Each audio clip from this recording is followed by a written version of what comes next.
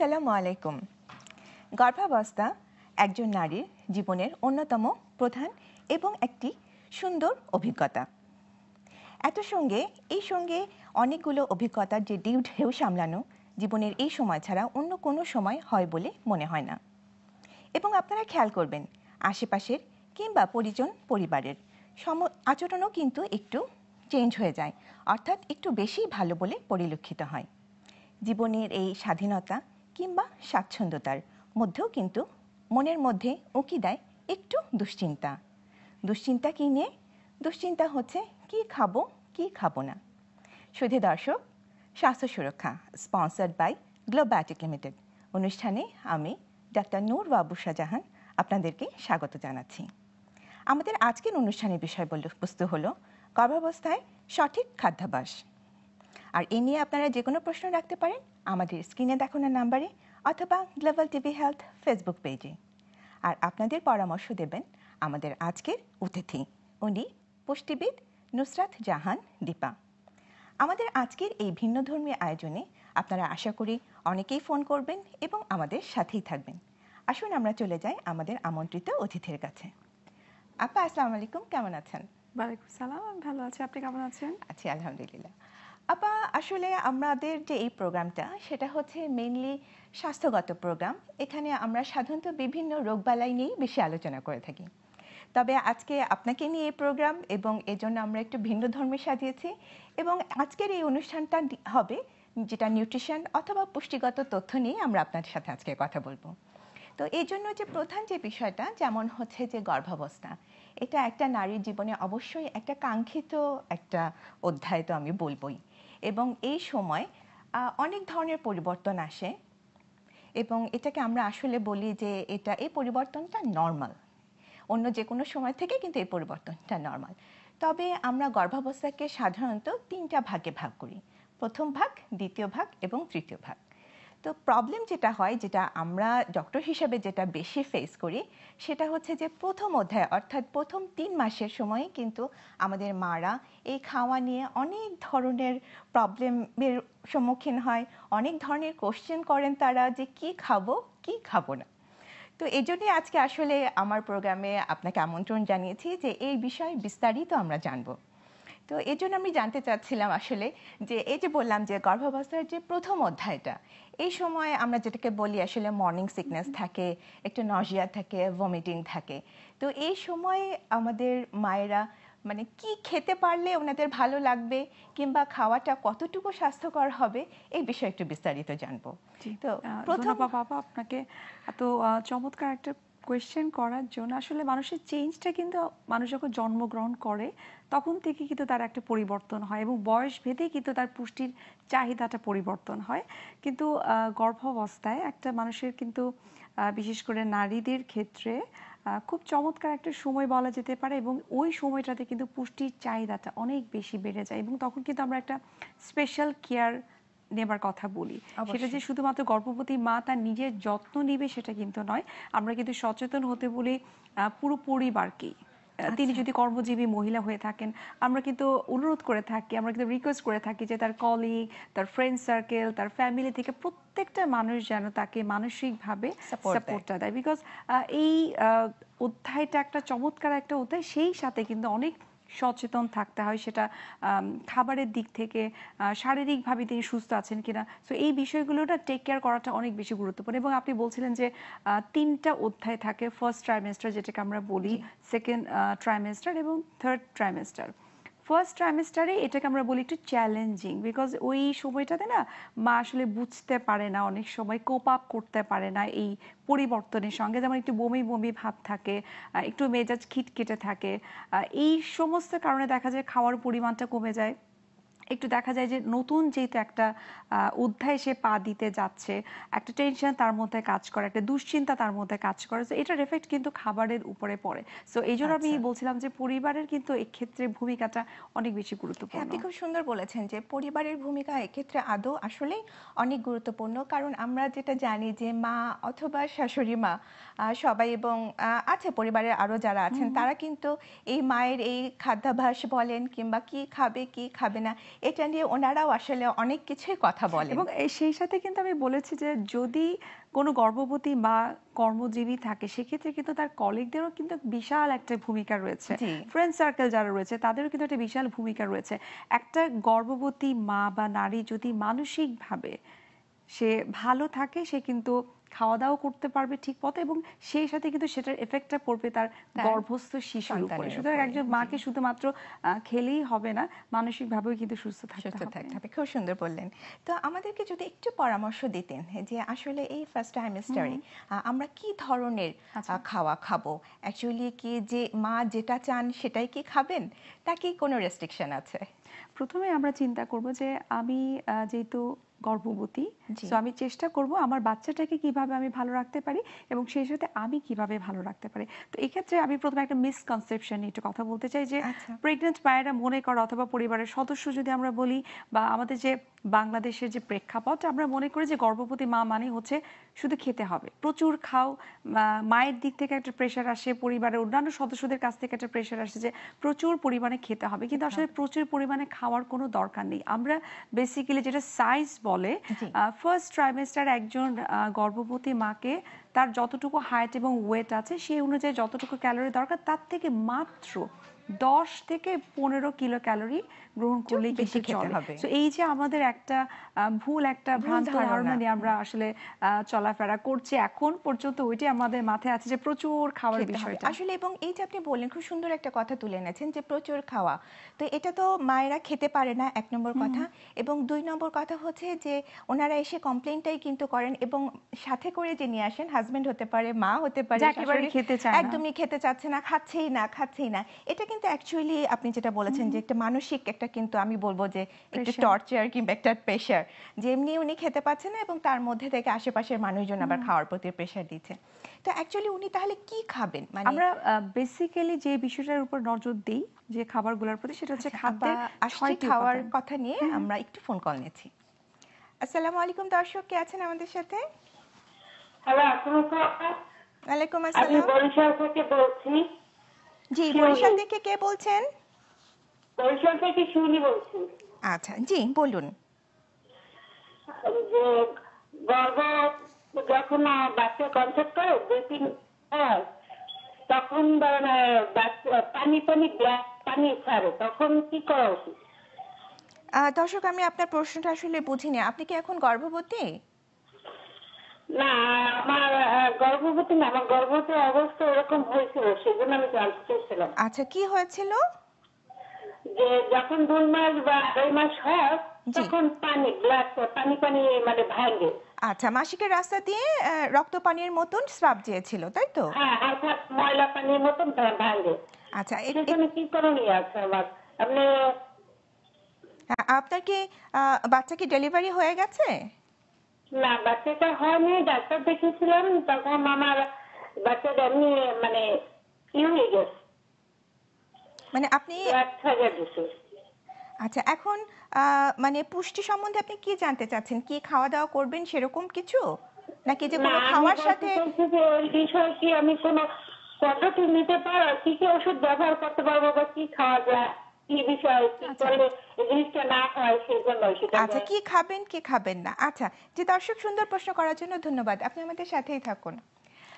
Actually উনি যেটা বলছেন যে যদিও 2 এই আড়াই প্রশ্নটা আসলে মাসে গাইনোকোলজিক্যাল যে বিষয়, প্রশ্ন, হ্যাঁ। আমাদের গাইনোকোলজিস্ট ভালো উত্তর দিতে পারবে। তারপর আমি বলবো, যেহেতু উনি বলছিলেন যে আসলে হোয়াইট ডিসচার্জ যেটাকে বলে, হ্যাঁ, blood mixed এটা white ওনার হচ্ছে। discharge হ্যাঁ, যাচ্ছে। তো সেক্ষেত্রে আমার কাছে মনে হয় আমি অ্যাজ এ ডায়েটিশিয়ান এটা আসলে আমার বলা উচিত যে পুষ্টিগত খাবার তো অবশ্যই খাবে। তার আগে আমি বলে নিতে চাচ্ছি যে হাইজিনের বিষয়টা মেনটেন করাটা অনেক বেশি আচ্ছা। গুরুত্বপূর্ণ। বাকিটা তার গাইনোকোলজিস্ট যিনি আছেন তিনি প্রপার একটা সাজেশন দিতে পারবে। এক্ষেত্রে যদি অতিরিক্ত পরিমাণে হোয়াইট ডিসচার্জ হয় সেক্ষেত্রে আসলে কিছু কিছু মেডিসিন তখন হয়তো গ্রহণ করা করতে লাগতে পারে। হবে, তবে এটার হ্যাঁ। সঙ্গে আমি যতটুকু জানি স্ট্রেস কিন্তু রিলেটেড। সো আচ্ছা। স্ট্রেসটাকে যদি কন্ট্রোল করা যায় হোয়াইট ডিসচার্জ কিন্তু অনেকটাই কমে আসে। আর যেহেতু ওনার সেকেন্ড ট্রাইমেস্টার, তো এই ক্ষেত্রে আমরা কিন্তু আসছি, আমরা আরেকটা ফোন কল নিচ্ছি। আসসালামু আলাইকুম দর্শক, কে আছেন আমাদের সাথে?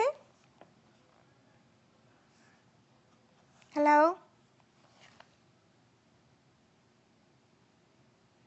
হ্যালো, কেউ আছেন আমাদের সাথে?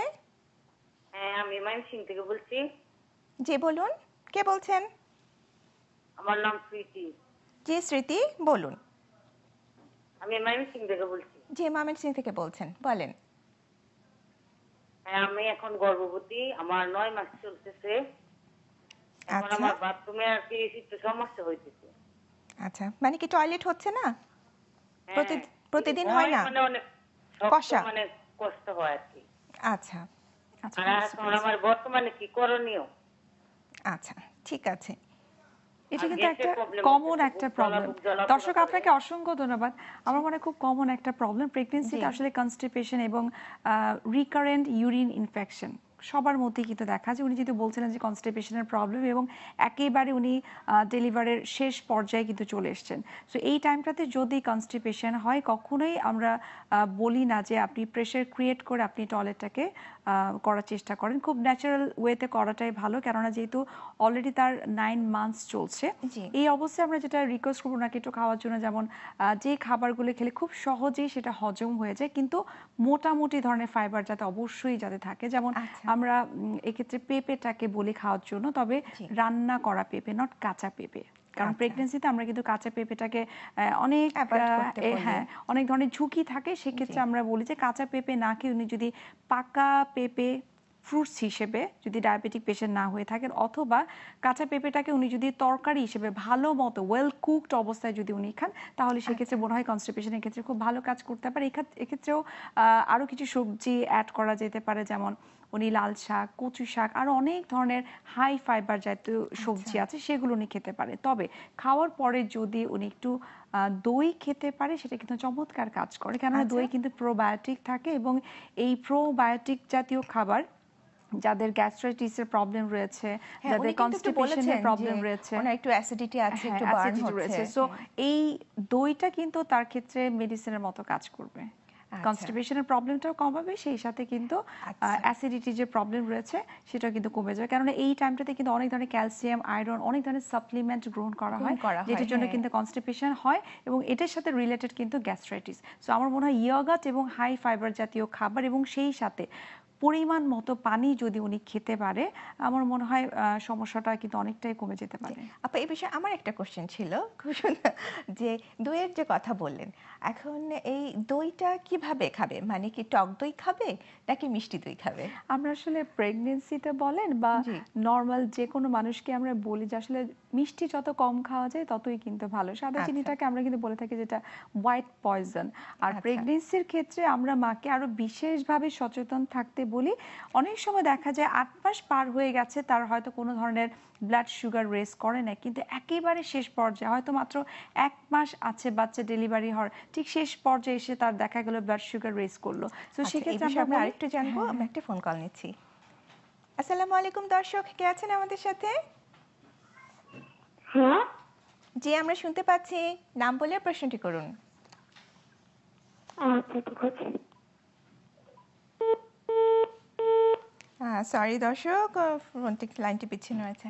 আচ্ছা জি আপা, যেটা বলছিলেন যে তার মানে আমরা মিষ্টি দইটা অ্যাভয়েড করব। একটু ভালো হয়, কারণ একেবারে শেষ আচ্ছা পর্যায়ে কিন্তু অনেক সময় দেখা জি যায় অনেকের সুগারটা রেজ করে, তখন দেখা যায় তাকে ইনসুলিন নিতে হয়, এক্সট্রা একটা তাকে আচ্ছা কষ্ট একটা পেতে হয়। বার্ডেনের মধ্যে হ্যাঁ, চলে এবং গেলেন তিনি। অনেকেই মনে করে যে ব্লাড সুগার বেড়ে যাওয়াটা মানে হচ্ছে যে মায়ের কষ্ট, কিন্তু বেসিক্যালি ব্লাড সুগার যদি বেড়ে যায়, মায়ের যতটা না ক্ষতি হয় তার থেকে বেশি কিন্তু সাফার বাচ্চা করে, affected ক্ষতিগ্রস্ত হয় গর্ভস্থ শিশু। জি সুতরাং এক্ষেত্রে আমরা টক দইটাকেই প্রেফার করে থাকি, অথবা ঘরে বানানো কম মিষ্টির দই।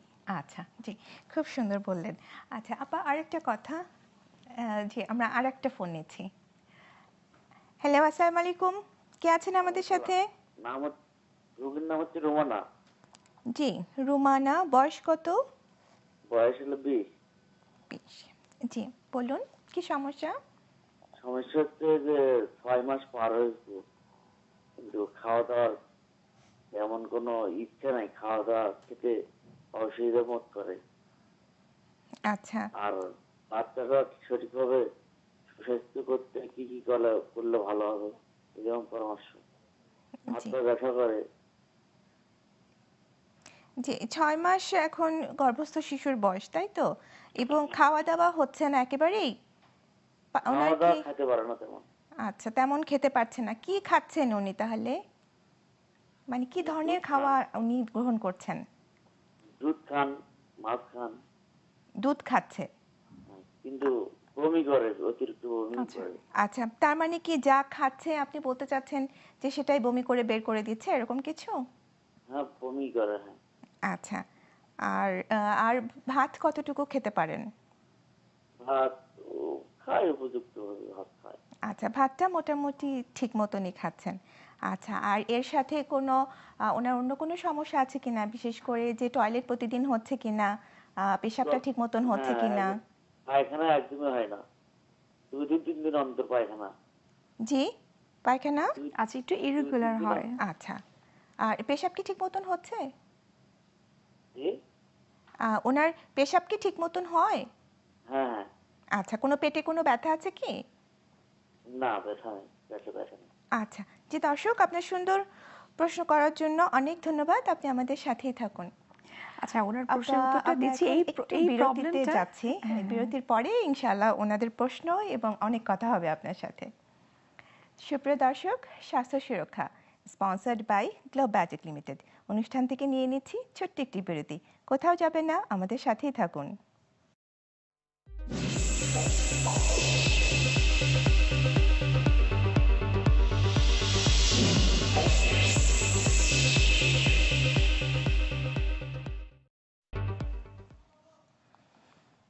সুপ্রিয় দর্শক, ফিরে এলাম বিরতির পরে। স্বাস্থ্য সুরক্ষা sponsored by globe biotech Limited অনুষ্ঠানে আমরা গর্ভাবস্থায় সঠিক খাদ্যাভ্যাস নিয়ে কথা বলছিলাম।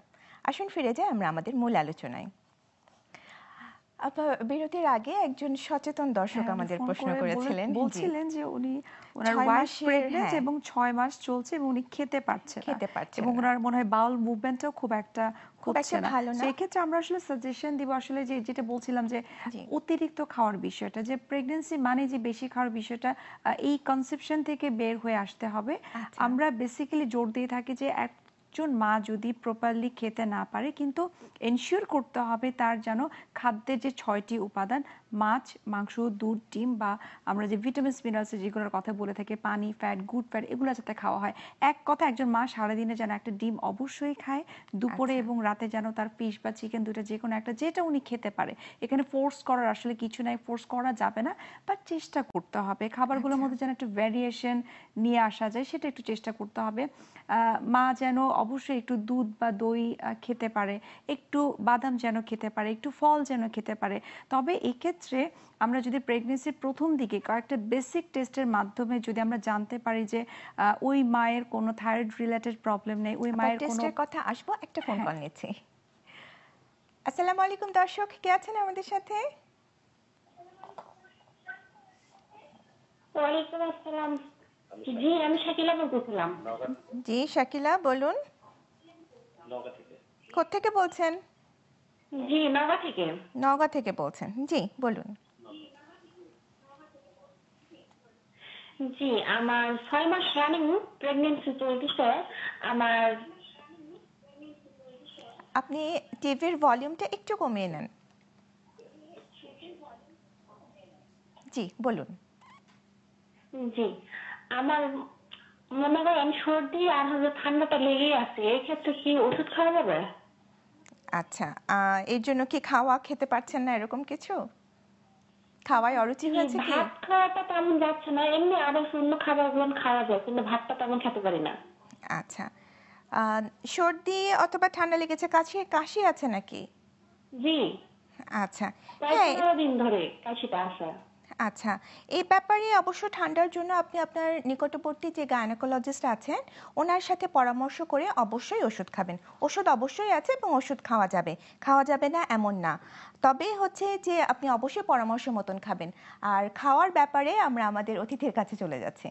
আপার ওনার প্রশ্নের উত্তরটা যদি আচ্ছা, দিয়ে দিই। যেহেতু যে বলছেন ওনার ঠান্ডা হ্যাঁ, কাশির প্রবলেম রয়েছে, এই বিষয়ে যে মেডিসিন যেটা খেতে হবে সেটা অবশ্যই একজন মেডিসিনের ডক্টর অথবা তার গাইনোকোলজিস্ট সেই সাজেশনটা দিবে যে কোন ওষুধ খেতে হবে। বাট এর বাইরে আমরা কিছু ঘরোয়া পদ্ধতির মাধ্যমে কিন্তু এই ঠান্ডা কাশির প্রবলেমটাকে কমাতে পারি। যেমন আমরা যদি আচ্ছা, একটু স্টিম নেই, আচ্ছা, একটু যদি আমরা লেবু, মধু, পানি এইটা গ্রহণ করতে মিক্স পারি, সেটা করে, কিন্তু আমাদের দেখা যায় যে গলার মধ্যে যে কনজেশনটা থাকে, বুকের মধ্যে যে কনজেশনটা থাকে, সেটা কিন্তু কমে যায়। সেই সাথে বিভিন্ন ধরনের যে সিট্রাস ফ্রুটসগুলো আছে সেটা কিন্তু যাদের ঠান্ডার প্রবলেম সেটা কিন্তু অনেকটা কমিয়ে দেয়। অনেকের ভুল ধারণা যে কি কি ফল খেতে পারি এই সময় টক actually? জাতীয় যে টক কোনো ফল জাতীয়। আমরা যদি মেনশন করে যে মালটা বা আমি কমলা খেতে পারি, আমি একটু আমলকি খেতে পারি, হ্যাঁ এই ধরনের টক জাতীয় যে কোনো ফল যদি লেবু কি খাওয়া যাবে নাকি? অফকোর্স লেবু খাওয়া কাজি যাবে, লেবু? তবে যাদের খুব বেশি রকমের অ্যাসিডিটির প্রবলেম আছে তারা পরিমাণে কম খাবে, কিন্তু বাদ দেওয়া যাবে না। অনেকে মনে করে যে লেবু বেশি খেলে অ্যাসিডিটি হতে পারে, কিন্তু এটা একটা ভুল ধারণা। লেবু বরং খাবার হজম করতে হেল্প করে এবং অ্যাসিডিটিটাকে কমাতে হেল্প করে। সুতরাং ঠান্ডা যাদের লেগে থাকে, যেটা বললাম যে একটু যদি স্টিম নেওয়া যেতে পারে, একটু রং চা, একটু আদা দিয়ে লেবু দিয়ে যদি খাওয়া যেতে পারে, একটু সিট্রাস ফ্রুটস যদি খাওয়া যেতে পারে, সেটা কিন্তু তাকে অনেকটা রিলিফ দিবে। আচ্ছা জি। আর এই এখন ওনার চলছে 6 মাস। এই 6 মাস বলতে অ্যাকচুয়ালি আমরা যেটা বলছিলাম আপনাকে, যেটা আমরা সেকেন্ড ট্রাইমেস্টার বলি, তো এই সময় কি বাড়তি কোনো খাওয়া দাওয়ার কি কোনো সাজেশন থাকবে কিনা আমরা আপনার পক্ষ থেকে? বেসিক্যালি বাড়তি খাওয়ার বিষয়টা বলতে যখন ফার্স্ট ট্রাইমেস্টার থাকে তখন আমরা বলি মাত্র 10 কিলো ক্যালোরি, 10 থেকে 15 কিলো ক্যালোরি আমরা বাড়তি খেতে বলি। তো সেটা 2-3টা বাদাম খেলে বা একটা ডিমের হোয়াইট পার্ট খেলে কিন্তু কভার হয়ে যায়। আর সেকেন্ড ট্রাইমেস্টার যেটা আমরা ধরি যে 4 মাস থেকে 6 মাস পর্যন্ত, সেই সময়টাকে আমরা সেকেন্ড ট্রাইমেস্টার বলি, তখন কিন্তু মাত্র 150 কিলো ক্যালোরি বাড়ালে কিন্তু চলে। তো 150 কিলো ক্যালোরি বাড়াতে গেলে আমাদেরকে আসলে অত বেশি না খেলেও চলে। আমরা যদি একটু প্রোটিনের পোরশনটা একটু যদি 150 কিলো ক্যালোরি একটু সহজভাবে মানে কতটুকু খুব খাওয়া কম। মানে আমি ফর এক্সাম্পল বলছি, যেমন একটা ডিমের হোয়াইট পার্টে শুধু যদি হোয়াইট পার্ট খাই সেটা সেদ্ধ করে, তাহলে সেখানে 18 থেকে 20 কিলো ক্যালোরি থাকবে। যদি আমি কুসুম সহ খাই তাহলে সেটাতে থাকবে 70 থেকে 80 কিলো ক্যালোরি। আমি যদি একটু স্যুপ খাই, চিকেন ভেজিটেবল স্যুপ, সেখানেও কিন্তু 100 কিলো ক্যালোরির মতো থাকে। সুতরাং এই সেকেন্ড ট্রাইমেস্টারে আমি চেষ্টা করব, যিনি প্রেগনেন্ট মা তাকে অবশ্যই চেষ্টা করতে হবে যে অবশ্যই সকালে 2টো লাল আটার রুটি বা সাদা আটার রুটি, তার সঙ্গে যেন 1 কাপ সবজি থাকে, খুব কালারফুল ভেজিটেবল থাকতে হবে, একটা ফার্স্ট ক্লাস প্রোটিনের পার্ট থাকতে হবে, সেটা অবশ্যই ডিমটাকে আমরা প্রেফার করে থাকি। এরপরে যে মিড মর্নিং টাইমটা, এই মিড মর্নিং টাইমটাতে একটা যদি কম মিষ্টির ফল খাওয়া যায়, একটু যদি বাদাম খাওয়া যায়, তবে বাদাম খাওয়ার বিষয়ে একটু সচেতন করতে চাই, যাদের থাইরয়েড রিলেটেড প্রবলেম রয়েছে তারা অবশ্যই বাদামটা অ্যাভয়েড করবে, শুধুমাত্র কাঠ বাদাম তারা খেতে পারবে। এবং দুপুরের পোর্শনটা যদি আমরা বলি যে ভাত, আমরা যে প্রশ্ন করছিলেন, আমরা একটা ফোন কল নিয়েছি। আসসালামু আলাইকুম দর্শক, কে আছেন আমাদের সাথে? সরি, লাইনটা কেটে গেল। আচ্ছা জি, আচ্ছা, একজন প্রশ্ন করছিলেন যে তিনি ভাত খেতে পারছে না, তার মিসেস ভাত একটু কম খাচ্ছে। আসলে ভাত কম খেলে কোনো অসুবিধা নাই, আমরা জোর দিয়ে থাকি সবসময়, যেটা আমরা বলে থাকি যে ভাত যদি একটু কমও খাই তাতে কোনো প্রবলেম নাই, কিন্তু একটু ফাইবার জাতীয় খাবার, একটু কালারফুল শাকসবজি, একটু মাছ মুরগি, হ্যাঁ এই ধরনের খাবার যদি একটু খাওয়া যেতে পারে, সেই সাথে লেবু। আমরা জানি যে কার্বোহাইড্রেট, তো ভাত ছাড়া অন্য কোনো কার্বোহাইড্রেট বিকল্প অনেক কিছু আছে, there is so many options. আমরা শুধুমাত্র মনে করি যে দুপুরে রাতে খাওয়া মানে আসলে ভাত খেতে হবে, বিষয়টা সেটা না। অনেক অপশন আছে, এখন যেমন ওটস আমরা চাইলে খেতে পারি, আমরা চাইলে আসলে মুজলি খেতে পারি, এখানে আমরা চিরা দই নিয়ে আসতে পারি। সো এই ধরনের কার্বোহাইড্রেট যদি আমরা খাই, কেউ যদি পছন্দ করে যে আমি ওটসের জায়গায় আমি চাইলে একটু ব্রেড নিতে চাই, তিনি স্যান্ডউইচ করে খেতে পারে, এবং স্যান্ডউইচটা যদি একটু হেলদি প্রসেসে খাওয়া যায়। আরেকটা ফোন কলে যাচ্ছি। আসসালামু আলাইকুম দর্শক, কে আছেন আমাদের সাথে? জি আপু, আমি কে বলছেন? কে বলছেন? বরিশাল থেকে। বরিশাল থেকে, জি, নাম বলুন। হ্যালো, জি জি, নাম বলে প্রশ্নটি করুন। আমার নাম হচ্ছে রিয়ামণি। জি, রিয়ামণি বলেন। আচ্ছা আপু, স্বাস্থ্য চলাকালীন গর্ভবতী থাকাকালীন, জি বলুন। গর্ভবতী থাকাকালীন যদি আমার সাইড ফিগার হয় বা বা পুরো ফিগার হয়, তো যদি আমার এই জায়গার ভিতরে কি আমার কোনো মানে প্রস্রাবের কোনো সাথে কোনো কানেকশন আছে? আমার ফিগার হওয়ার পর থেকে আমার এই প্রস্রাবের সমস্যা, বুঝছেন, ঘন ঘন প্রস্রাব, আমি থাকতে পারি না, রাতে অনেকবার যেতে হয়। আচ্ছা, আপনার সমস্যা হচ্ছে ঘন ঘন প্রস্রাব হচ্ছে, রাতে অনেকবার ঘুম ভেঙে প্রস্রাবে যেতে হচ্ছে, তাই তো? আর কোনো সমস্যা আছে? জি না। আচ্ছা, খাওয়া দাওয়ার কোনো সমস্যা আছে কি, যে খেতে পারছেন না কিংবা এরকম কিছু? না আপু, ভাত খেতে পারি না, এমনি সবকিছু যেতে পারি। ভাত খেতে পারছেন না, আর অন্য সবকিছুই মোটামুটি খেতে পারছেন, হ্যাঁ। তাই তো? বমি টমি তো হচ্ছে না? বমি কি হচ্ছে? জি বমি হচ্ছে কি না? জি না। আচ্ছা, বমি হচ্ছে না, ওকে, ঠিক আছে।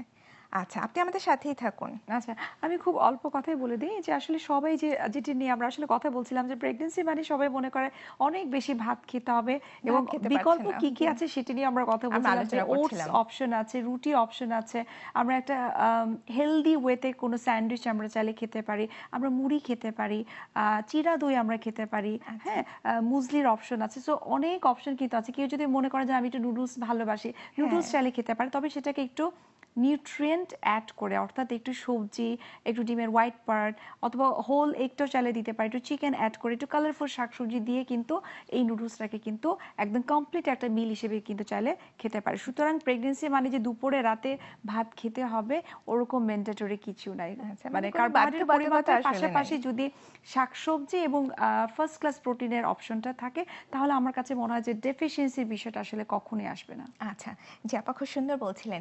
আরেকটা বিষয় জানতে চাচ্ছিলাম যে আপনি যেটা বলছিলেন যে কাঠবাদামের কথা, এবং যদি থাইরয়েড ডিসঅর্ডার যদি থেকে থাকে এই সম্বন্ধে একটু জানতে চাচ্ছিলাম। এটা আসলে আমরা বলি যে প্রেগনেন্সির শুরুর দিকে এবং গাইনোকোলজিস্টরা কিন্তু এই টেস্টটা করে থাকে একদম জি। প্রেগনেন্সির শুরুর দিকে, যে তার থাইরয়েড রিলেটেড কোনো প্রবলেম আছে কিনা, তার হাইপারটেনশন আছে কিনা, তার সিবিসি টেস্টটা করা হয় যেটা দিয়ে বোঝা যায় তার হিমোগ্লোবিন ঠিক আছে কিনা, আয়রন টেস্ট করতে বলে, সুগার বাড়তি আছে কিনা, সেই বেসিক কয়েকটা টেস্টের মাধ্যমে কিন্তু জি। জানতে পারে। সো একজন প্রেগনেন্ট মায়ের প্রথমেই যদি সে জানতে পারে যে তার থাইরয়েড রিলেটেড প্রবলেম আছে, তখন তাকে কিন্তু কিছু অনেক কিছু সময় আমরা খাবার, দেখি যে তার মানে প্রেগন্যান্সির আগে থেকেই হয়তোবা তিনি থাইরয়েড হ্যাঁ, রোগের অনেকের সমস্যায় আগে ভুগছেন। থেকেই থাকে, তখন তো আরো বেশি সচেতন ভাবে তাকে কিছু নিয়ম কানুন মেনে চলতে হবে, প্রপার টাইমে প্রপারলি তাকে মেডিসিন গ্রহণ করতে হবে, এবং কিছু কিছু স্পেসিফিক খাবার আছে যেগুলো আমরা একটু অ্যাভয়েড করতে বলি।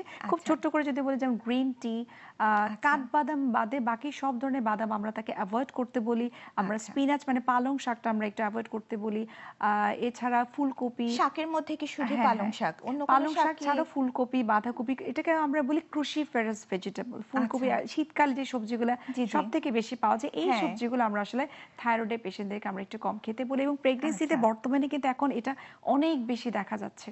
জি। প্রেগনেন্সিতে থাইরয়েডের প্রবলেম কিন্তু হয়তো আগে ছিল না, কিন্তু প্রেগনেন্সির আগে পরে কিন্তু হয়তোবা সেটা হয়ে গেছে। ডায়াগনোসিসের জন্য যে মেজার টুল আমরা ইনভেস্টিগেশন Exactly. যেটা করতাম সেটাও কিন্তু ছিল না। এখন যেহেতু এটার মানে সুবিধাটা এসছে, এজন্য হয় মানে এখন আমরা স্বাভাবিকভাবেই টেস্ট করছি, জি, এখন আমরা হ্যাঁ, জানতে এবং অনেক পারছি। কিছুই ধরা পড়ছে। জি, আপা একটা ফোন কলে যাচ্ছি।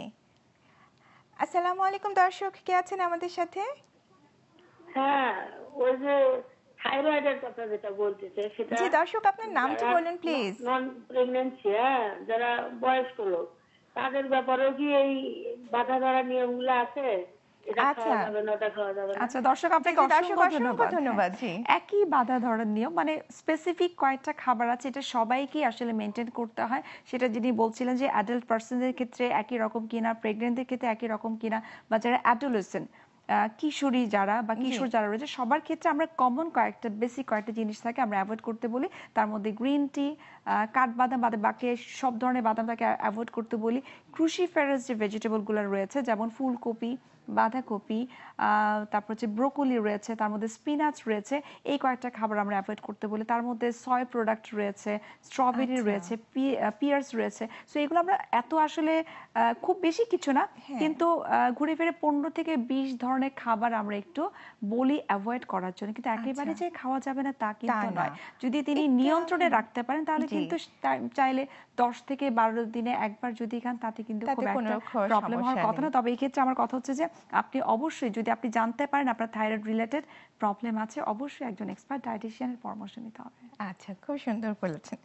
আচ্ছা, আপা আমরা আরেকটা কোশ্চেন করতে চাচ্ছি আপনার কাছে, সেটা হচ্ছে যে আমরা তো জানি যে ফার্স্ট ট্রাইমেস্টারের বেশি গুরুত্বটা দিচ্ছি আমি, যে অনেক সময় এসে এবং বলে ফার্স্ট যে ট্রাইমেস্টার আসলে আমাদেরকে গুরুত্ব এই জন্যই দিতে হয়, কেননা এটা হয়তো অনেকেই জানে না যে আমরা সবাই জানি যে বাচ্চার ব্রেন ডেভেলপমেন্ট হয় বাচ্চা হওয়ার পরে বা ডিউরিং প্রেগনেন্সিতে, হোল প্রেগনেন্সিতে হয়তো হচ্ছে, কিন্তু ফার্স্ট ট্রাইমেস্টারে কিন্তু অলমোস্ট 60 to 70% একজন গর্ভস্থ শিশুর ব্রেন ডেভেলপমেন্ট কিন্তু হয়ে যায়। সুতরাং এই টাইমটা কিন্তু অনেক বেশি ইম্পর্টেন্ট। এই যে মায়েরা খেতে পারে না, সো এটার বিকল্প হিসেবে চাইলে ডক্টরের সঙ্গে কথা বলে বমির ঔষধ বন্ধ করে বিভিন্ন ধরনের সাপ্লিমেন্ট চাইলে খেতে পারে। এবং এই টাইমে আমার কথা হচ্ছে যে কম খাবার খাক, কিন্তু সেই কম খাবারটা যেন খুব হেলদি এবং নিউট্রিশিয়াস খাবার হয়, এতটুকু এনশিওর মেনশন করতে হবে যে আমি ভাত কম খাচ্ছি, আমি হয়তো অন্যান্য এক্সট্রা যে খাবারগুলো আমি বিকেলে নাস্তা হয়তো ওরকম খাচ্ছি না, কিন্তু ফার্স্ট ক্লাস প্রোটিন হিসেবে এবং আসছি, শাকসবজি একজন যাতে খাওয়া দর্শক হয়। অপেক্ষায় আছেন। অবশ্যই। আসসালামু আলাইকুম দর্শক, কে আছেন আমাদের সাথে? হ্যালো। হ্যালো, জি শুনছি, কে বলছেন? আমি উত্তরাখণ্ড ঘোষ বলছি। উত্তরা থেকে? এই তো হচ্ছে আমার মায়ের একটু ওই থাইরয়েড রিলেটেড সমস্যা আছে, তো এটার জন্য মানে কি কি খাওয়া যাবে না খাওয়া যাবে এটাই। আচ্ছা, এটা নিয়েই কিন্তু আমরা এতক্ষণ আসলে আমাদের অতিথি এগুলো নিয়ে বললেন। আশা করি আপনি শুনেছেন এবং উত্তর পেয়েছেন। আপা, আমরা চলে যাচ্ছি একটা বিরতিতে। সুপ্রিয় দর্শক, স্বাস্থ্য সুরক্ষা sponsored by globe biotech Limited থেকে নিয়ে নিচ্ছি ছোট্ট একটি বিরতি। আমাদের সাথেই থাকুন।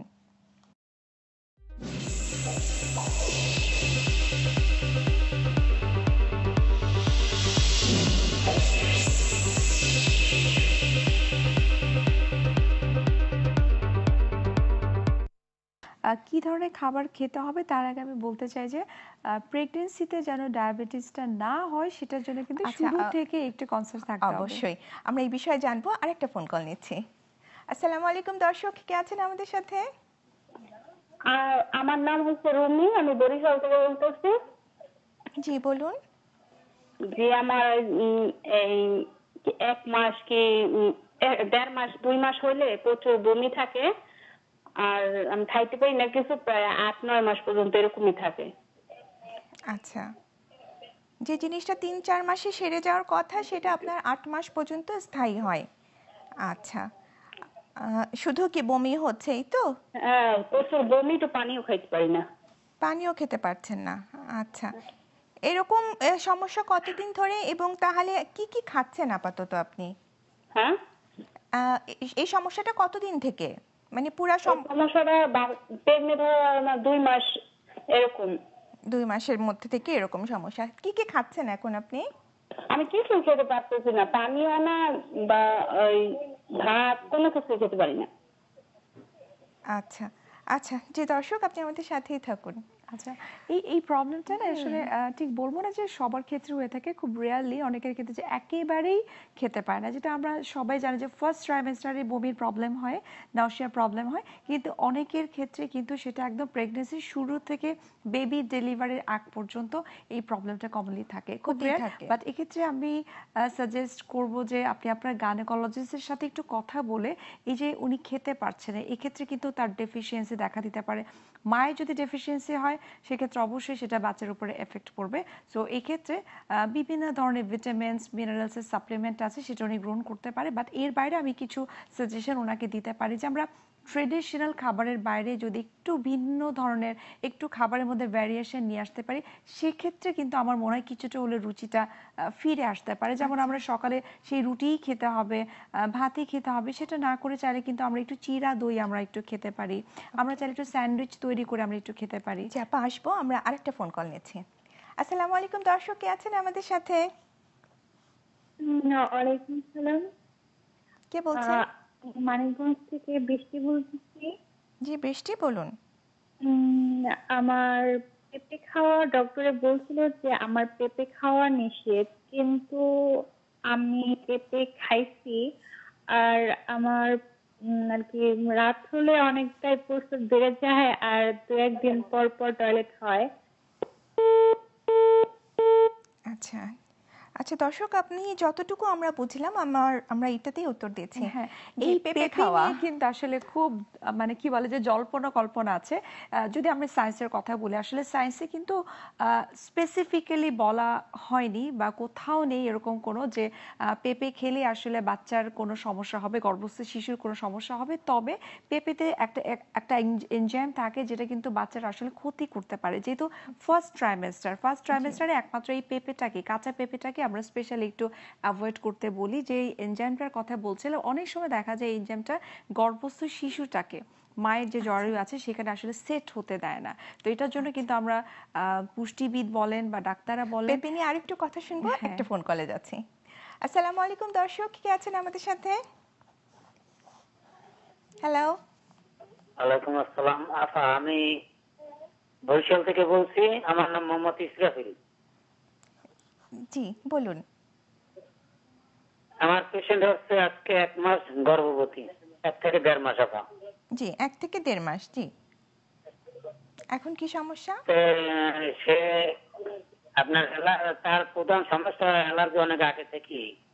অ্যালার্জিগত সমস্যা আছে। আচ্ছা আর কিছু? আর শ্বাসকষ্ট আছে। আর আর কি বললেন অ্যালার্জির সাথে? আফা, অ্যালার্জি বেশি উঠলে আপনার শ্বাসকষ্ট একটু বেশি হয়। শ্বাসকষ্ট হয়। জি আচ্ছা। জি আর কোনো সমস্যা? আর আপনার খাবার দাবার একবারে খাবার দাবার টোটালি খেতে পারে না, কোনো খাবারই না। আচ্ছা আচ্ছা জি দর্শক আপনার প্রশ্নের জন্য অসংখ্য ধন্যবাদ। আপনি আমাদের সাথেই থাকুন। প্রথম ট্রাইমেস্টারে আসলে এই প্রবলেমটা বেশি হয়ে থাকে এবং ওনার প্রেগন্যান্সি বয়স মনে হয় 1 থেকে 1.5 মাস মাত্র শুরু, এখনো অনেক লম্বা সময় কিন্তু পড়ে আছে। খুব অল্প কথায় যদি বলি, এই টাইমে বমি হবে, এটাকে মেন্টালি একটু মেনে নিতে হবে। এই কাউন্সিলিং করাটা না অনেক বেশি গুরুত্বপূর্ণ, সেটা গাইনোকোলজিস্ট করতে পারে, পরিবারের সদস্য যারা রয়েছে তারা কিন্তু করতে পারে, যে এই সময়টাতে একটু রুচির এদিক সেদিক হবে, হতেই বমি হবে, পারে। কিন্তু তারপরে কিন্তু খেতে হবে, কিন্তু সেই খাওয়াটা যেন কোনো বোরিং খাবার যাতে না হয়। আমি কিন্তু বারবার বলছি যে খাবার মধ্যে যদি একটু ভ্যারিয়েশন নিয়ে আসা যায়, কেউ যদি অমলেট খেতে না পারে সে পোচ করে খাক, যদি এভাবে ডিম খেতে না পারে সে এগ পুডিং খেতে পারে। মানে খাওয়া দাওয়ার একটু ভ্যারিয়েশন আনতে changes হবে। নিয়ে আসতে হবে। আমরা আরেকটা ফোন কলে যাচ্ছি। আসসালামু আলাইকুম দর্শক, কে আছেন আমাদের সাথে?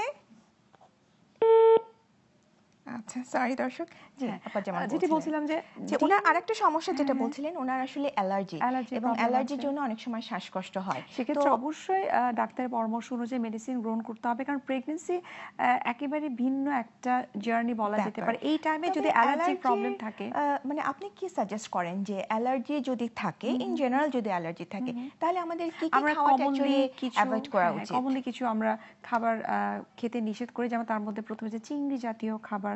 চিংড়ি। হ্যাঁ, জি। অনেকের আচ্ছা, ক্ষেত্রে আপা দেখা আসছি, যায় আমরা বিফের একটা ফোন প্রবলেম কল হয়। নিচ্ছি। হ্যাঁ। আসসালামু আলাইকুম দর্শক, কে আছেন আমাদের সাথে? হ্যালো। হ্যালো, সালাম আলাইকুম। ওয়ালাইকুম আসসালাম। হ্যালো, জি বলুন, আমরা শুনতে পাচ্ছি, আপনি বলুন। মনে করেন আপা, আমার 8 মাস আগে ডেলিভারি হচ্ছে।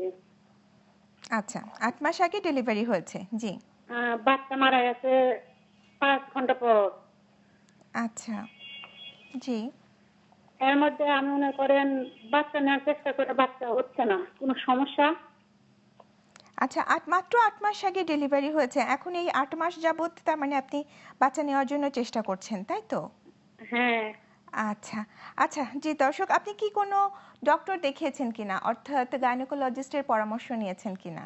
না, আমি কোনো ডাক্তারের কাছে যাওয়া হয়নি, কোনো গাইনোকোলজিস্ট ডাক্তারের কাছে আমার পরামর্শও নেওয়া হয়নি। আচ্ছা জি দর্শক, আপনি আমাদের সাথেই থাকুন। আচ্ছা, এই প্রশ্নের উত্তর তো আসলে গাইনি ডক্টর ভালো দিতে পারবে, যেহেতু ওনার 8 মাসের প্রেগনেন্সি ওনার ছিল, তারপরে বেবিটা মনে কন্টিনিউ করেনি। এক্ষেত্রে অবশ্যই ডাক্তারের পরামর্শ নিতে হবে, যেহেতু উনি ট্রাই করছে।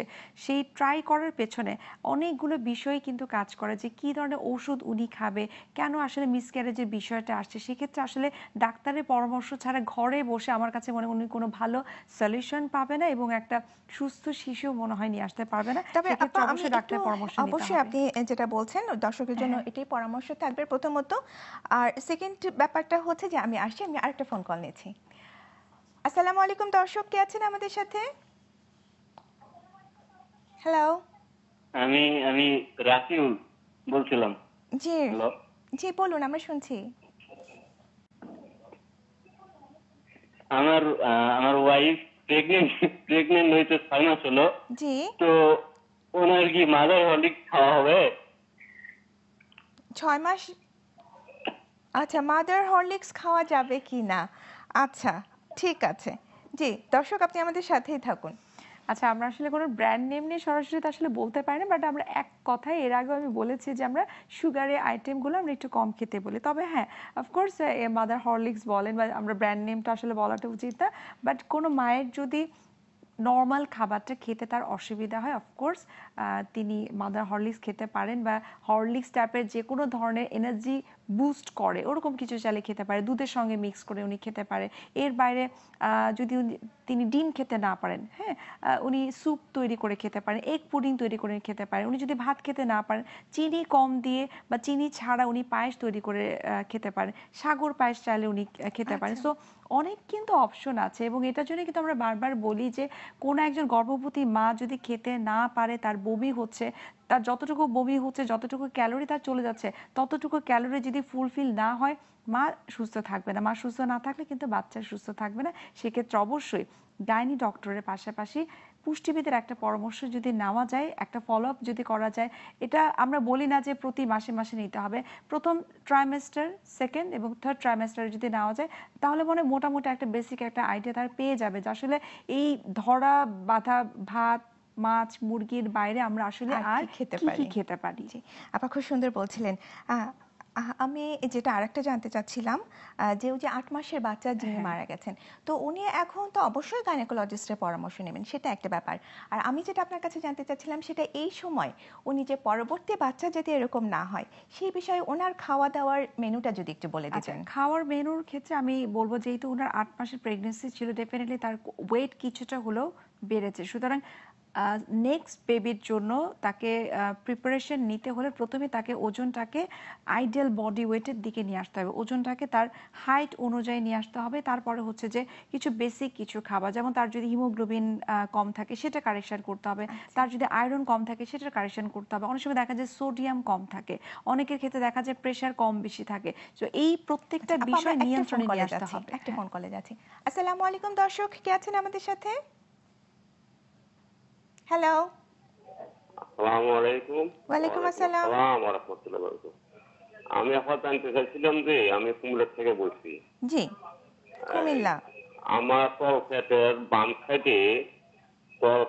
বাম সাইডে টনটন করে ব্যথা করে। আমাদের প্রস্রাবের দোষ নাই, তারপর যে আমার গ্যাস্ট্রিকও নাই।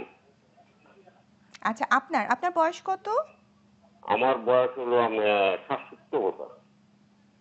আচ্ছা, আপনার পেটের বাম পাশে ব্যথা করে। আচ্ছা, এই আর কোনো সমস্যা? আপনার টয়লেট কি ঠিক মতন আছে কিনা, খাওয়া দাওয়ায় কোনো সমস্যা হচ্ছে কিনা? আমার খাওয়া দাওয়ার কোনো সমস্যা নাই, আমার প্রস্রাব ঠিক আছে, পায়খানা ঠিক আছে। এখন আমার কষ্ট হলো এক জায়গায়, এই যে আমাদের তলপেটের নিচে বাম সাইড পুরো উপর দিয়া ওই জায়গাটা টনটন করে ব্যথা করে। হঠাৎ আমি গতকালকে দেখি, তো আমি গতকাল হতে আসছি, আমি টিভির সামনে আসি, তো কখন আমাকে অনুষ্ঠানটা শোনা যায়।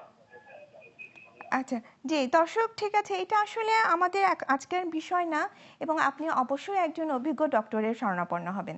জি ধন্যবাদ দর্শক।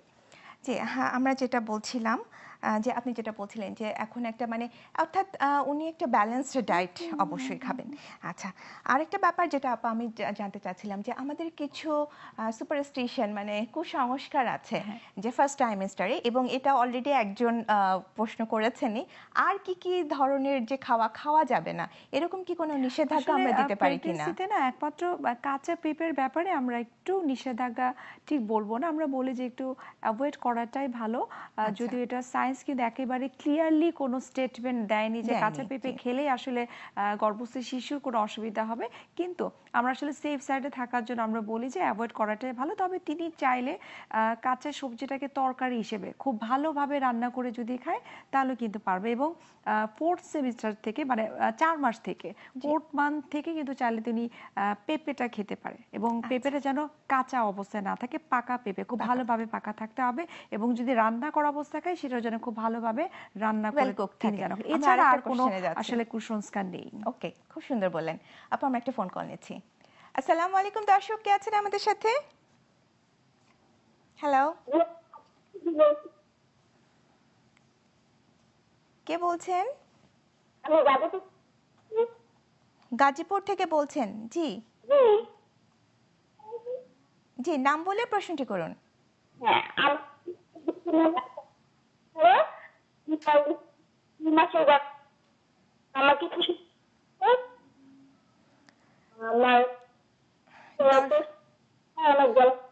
দর্শক, আপনার কথা আসলে কিছু বুঝতে পারছি না, আপনি দয়া করে আরেকবার চেষ্টা করুন।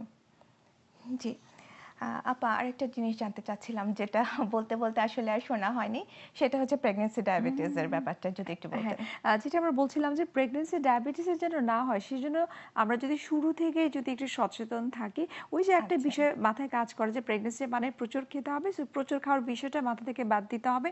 যতটুকু পারা যায় আননেসেসারি কার্বোহাইড্রেট ইনটেক কম করতে হবে, আননেসেসারি সুগারি আইটেম ইনটেক কম করতে হবে। সো এই কয়েকটা বিষয় যদি আমরা মাথায় রাখি তাহলে কিন্তু ওই প্রেগন্যান্সি ডায়াবেটিস আসার সম্ভাবনাটা খুবই কম। একটা হচ্ছে যে ফ্যামিলিতে বাবা মায়ের যদি থাকে তখন হয়তো বা কারো কারো ক্ষেত্রে প্রেগন্যান্সিতে ডায়াবেটিস ফ্যামিলি দেখা দেয়। প্রেডিসপোজিশন হ্যাঁ, যদি থাকে। কারোর বাবা মায়ের থেকে থাকে তাকে তো আরো বেশি সচেতন থাকতে হবে সুগারি আইটেম খাওয়ার ব্যাপারে। সুতরাং আমার কাছে মনে হয় যে প্রেগন্যান্সির একদম ফার্স্ট ট্রাইমেস্টার থেকে যদি আমরা একটু সচেতন ভাবে বুঝে শুনে যদি খাই তাহলে কিন্তু মা ঠিক থাকবে, মা সুস্থ থাকবে, গর্ভস্থ শিশু ঠিক থাকবে এবং তার ওই যে হাইপার টেনশন, থাইরয়েড জনিত প্রবলেম, রক্ত শূন্যতা একটা খুব কমন একটা প্রবলেম দেখা যায়। এই প্রবলেমগুলো কখনোই পুরোটা প্রেগন্যান্সিতে দেখা যাবে না। আমার কাছে মনে হয় প্রেগন্যান্সি খুব সুন্দর একটা সময় এবং এই সময়টাকে না এনজয় করা উচিত এবং সেক্ষেত্রে শুধুমাত্র গর্ভবতী মা না, তাকে হেল্প করার জন্য, যেটা এর আগেও আমি বলেছি যে তার হাজবেন্ড, তার বাবা মা, তার ভাই বোন, ফ্রেন্ড সার্কেল, কলিগ সবাই যদি তাকে একটু প্যাম্পারিং করতে পারে তার টোটাল প্রেগন্যান্সিটাই কিন্তু খুব চমৎকার যায় এবং মা যদি হ্যাপি থাকে সেটার কিন্তু এফেক্ট পড়ে কিন্তু বাচ্চার উপর। শুধুমাত্র খাবার দাবার দিয়ে না, মা মানসিকভাবে যদি সুস্থ থাকে বাচ্চাটাও কিন্তু সুস্থ থাকে। জি। আপা আরেকটা কোশ্চেন একটু জানতে চাচ্ছিলাম, আসলে অনেকে বলে যে মায়েরা যেটাকে আমরা বলি আসলে ফুড ক্র্যাভিং, যে মানে একটা নির্দিষ্ট কোনো খাওয়ার প্রতি অনেক ধরনের খাবার ক্রেভিং আসে। হ্যাঁ, তো আপা এই সম্বন্ধে আপনি কি বলবেন? আচ্ছা, এটা খুব ন্যাচারাল একটা মানে আচ্ছা, প্রসেস। এই আমি বিষয়ে বলবো আসছি, আমরা আরেকটা ফোন কল নিচ্ছি। আসসালামু আলাইকুম দর্শক, কে আছেন আমাদের সাথে? হ্যালো। জি হ্যালো। জি আপু। জি বলেন, কে বলছেন? আপু আমি হচ্ছে ঢাকা থেকে বলছি, সাথী। জি সাথী। আমার হচ্ছে 6th মান্থ চলছে। জি। তো আমি হচ্ছে আপু আগে হচ্ছে মানে প্রেগন্যান্সি শুরু হওয়ার আগে কফি খেতাম অনেক। তো যখন আচ্ছা। প্রেগন্যান্সি আমার হচ্ছে শুরু হয়েছে এরপরে ফার্স্ট 3 মান্থ আমি কোনো চা কফি খাওয়া একদম কমিয়ে দিয়েছিলাম। আমি হচ্ছে রং চা খেতাম, মানে অনেক বেশি প্রবলেম হলে বা মাথা ব্যথা মনে হতো যে মাথা ব্যথা হয়, তো সেক্ষেত্রে রং চা খেতাম। তো এরপরে হচ্ছে 3 মাস পরে আমার হচ্ছে কনস্টিপেশনের প্রবলেমটা অনেক বেশি মানে হয় আপু। তো আগে আমার হচ্ছে আমার মানে প্রেগনেন্সির আগে কখনোই কনস্টিপেশন ছিল না। তো এরপরে আর কি 4th মান্থ চলে যাওয়ার পর 5th মান্থ থেকে মানে লাস্ট মান্থে আর কি আমি কফিটা খাওয়া একটু শুরু করেছি, অনেক চিনি ছাড়াই খাই আর হচ্ছে অনেক কম খাই, কিন্তু এটাতে কি ক্যাফেইনের মানে পরিমাণ যদি বেশি হয়ে যাবে এরকম, এটাতে কি আমার বেবির কোনো ক্ষতি হতে পারে? আচ্ছা, এটা জি একটু জানতে দর্শক, চাচ্ছিলাম আপু। জি খুব সুন্দর প্রশ্ন করেছেন, আপনি আমাদের সাথেই থাকুন। আচ্ছা, খুব কফি চমৎকার, খাওয়া যাবে খুব কিনা? চমৎকার প্রশ্ন নিয়ে করেছে। এটা অনেকের কোয়ারিজ থাকে আসলে যে জি। প্রেগন্যান্ট অবস্থায় আসলে কফি বা ক্যাফেইন জাতীয় জিনিস খাওয়া যাবে কিনা। অফকোর্স খাওয়া যাবে, কিন্তু সেটার পরিমাণটা যেন পরিমিত থাকে এবং অবশ্যই বিকেলের আগেই সেই চা কফি খাওয়াটা আসলে এটা কমপ্লিট করে ফেলতে হবে। এখন যেটা হয় যে আমরা তো সবাই জানি যে ক্যাফেইনটা আমাদের ঘুমের ক্ষতি করে থাকে। হ্যাঁ, সো বিকেলের আগে যদি আমরা চা কফি খাওয়ার পর্বটা শেষ করে ফেলি এবং সেটা যদি পরিমিত খাই, সারাদিনে অন্তত 2 কাপ খাওয়া আসলে যেতে পারে, সকালে 1 কাপ, বিকেলে 1 কাপ। এবং যেটা বলছিলাম যে উইদাউট সুগার যদি হয় খুবই ভালো। অনেকে যেটা করে থাকে যে জিরোক্যাল টাইপের যে জিনিসগুলো আসলে আর্টিফিশিয়াল সুইটনার খাওয়ার জি, কথা জি। বলে থাকে বা এটা কি চয়েস করে। আমরা বলবো এক্ষেত্রে আসলে ন্যাচারাল সুগারটা খাওয়াটাই সব থেকে ভালো। অফকোর্স জিরোক্যাল নিতে পারে, তবে প্রেগনেন্সিতে আমরা আর্টিফিশিয়াল সুইটনার যেটা আছে সেটাকে আমরা একটু অ্যাভয়েড Avoid করতে বলি। তার করবো। থেকে ন্যাচারাল সুগার যেটা ব্রাউন সুগার চাইলে খুব অল্প পরিমাণে খেতে পারে, তবে খুব ভালো হয় যদি চিনি ছাড়া চা খাওয়া যায়। আচ্ছা আপা, খুব সুন্দর বললেন। আমরা আসলে অনুষ্ঠানের একেবারে শেষ পর্যায়ে চলে এসেছি। তার আগে ছোট করে আমাদের দর্শকদের উদ্দেশ্যে যদি আপনি এই খাওয়া দাওয়ার ব্যাপারটা যদি একটু ছোট করে বলে দিতেন, আচ্ছা। যে আপনার কি পরামর্শ থাকবে? দর্শকদের প্রতি আমার একটাই পরামর্শ, আসলে প্রেগনেন্সি মানে আমরা মনে করি যে আসলে খুব জটিল একটা সময় আমরা পার করবো, আসলে বিষয়টা কিন্তু ওরকম না। মেন্টালি নিজেকে খুব ভালো রাখার চেষ্টা করতে হবে, একটু চেষ্টা করতে হবে নিজের খাওয়া দাওয়ার প্রতি একটু যত্ন নিতে। সেজন্য অবশ্যই একজন পুষ্টিবিদের সাথে যদি পরামর্শ করে আপনি একটা প্রপার চার্ট ফলো করতে পারেন, আমার কাছে মনে হয় কোন খাবারটা কম খেলে কোন খাবারটা বেশি খেলে আপনার ক্ষতি হতে পারে বা আপনার জন্য ভালো হতে পারে, সেই সাথে গর্ভস্থ শিশুর জন্য ভালো হতে পারে, সেটি মনে হয় আপনার জন্য খুব চমৎকার একটা সাজেশন হবে। এবং সেই সাথে চেষ্টা করতে হবে খাওয়া দাওয়ার পাশাপাশি মানসিক শান্তিটা যেন বজায় থাকে। স্ট্রেসফুল লাইফ আমাদের থাকবে, কিন্তু সেটাকে নিয়ন্ত্রণ করার টেকনিকগুলো আমাদেরকে শিখতে হবে। ফ্যামিলির সাথে কোয়ালিটির টাইম পাস করা এবং প্রেগনেন্ট মায়েদের জন্য সবথেকে দরকার হচ্ছে পর্যাপ্ত ঘুম। এই কয়েকটা বিষয় যদি আমরা মেনটেন করতে পারি, আমার কাছে মনে হয় প্রেগনেন্সি খুব চমৎকার খুব সুন্দর একটা সময়। জি আপা অনেক সুন্দর বলেছেন, আমরা খুবই উপকৃত হয়েছে, আমাদের দর্শকরা উপকৃত হয়েছে আশা করি। এখন অনুষ্ঠানটি শেষ করছি। সুপ্রিয় দর্শক, স্বাস্থ্য সুরক্ষা sponsored by globe biotech Limited অনুষ্ঠানটি এখানেই শেষ করছি আজকের মতন। আপনারা সুন্দর থাকুন, সুস্থ থাকুন, গ্লোবাল টিভির সাথেই থাকুন। আল্লাহ হাফেজ।